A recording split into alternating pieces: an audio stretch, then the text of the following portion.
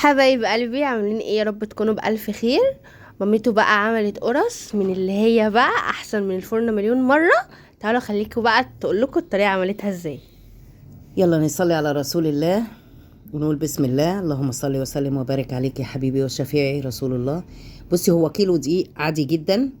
هتعملي خميرة بره في كوباية لوحدها، او ممكن تحطيها على الدقيق، يعني باكو خميرة ومعلقتين سكر ماشي ومية دافية.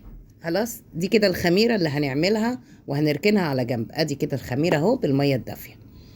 اوكي، انا طبعا كاتبه لكم برضو المقادير والطريقة عشان تبقوا معايا وتقدروا تفهموها اكتر وتعرفوها. القرص دي طالعه اقسم بالله تحفه تحفه، وبشهاده ناس كتير كلتها مني وقالت عليها. دي بقى قرص امي الله يرحمها اللي كانت بتعملها. هنا بقى على الدقيق هنحط شويه شمر، بس انا محمصاه خلي بالكم. سمسم برضو متحمص، شمر، ينسون، سمسم. هنا بقى معلقه زبده كبيره، يعني انا زبده، وعايزه اقول لكم كمان هي معموله بزبده الشرقيه بيور. الزبده دي طلعت حلوه جدا وممتازه في الفطير وفي المعجنات. اي معجنات بقى بعملها، اذا كانت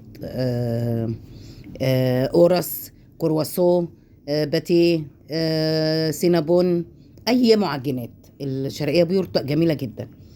انا هنا حطيت كوبايه الزبده وببتدي افرك بايدي فرك بقى اللي هو ايه، ان انا اشرب وهنا نص كوبايه زيت. ابتدي بقى افرك بايدي عشان اشرب الدقيق من الزبده كلها. خلاص، معلقه كده ملهاش لازمه.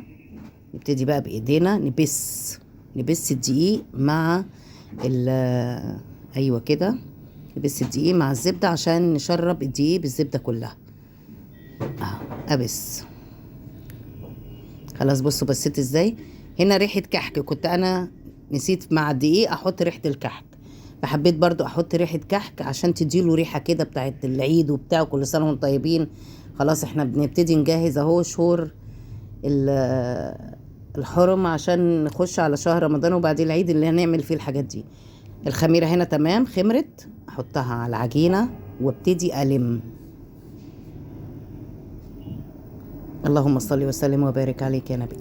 هنا لميت في هنا لقطه انا ما عرفتش، يعني الكاميرا ما صورتهاش، ان انا مع شويه مع كوبايه الخميره اللي كانت معموله، انا حطيت كوبايه لبن دافي.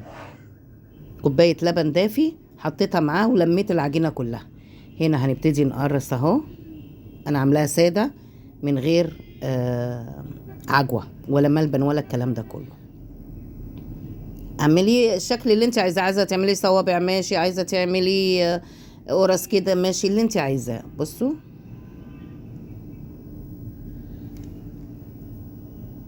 بجد يا جماعة لازم تجربوها. القرص كان طعمها تحفة تحفة تحفة. تقدري تحطي كمان جواها عجوه العجوة، بيبقى او طعمها ملبن. برضو تحفة. العجوة احسن بكتير. الناس اللي بتحب العجوة تقدر تعملها، بجد طعمها بيبقى تحفة. بصوا طالعه جميله ازاي. بصوا الجمال. صلوا على رسول الله.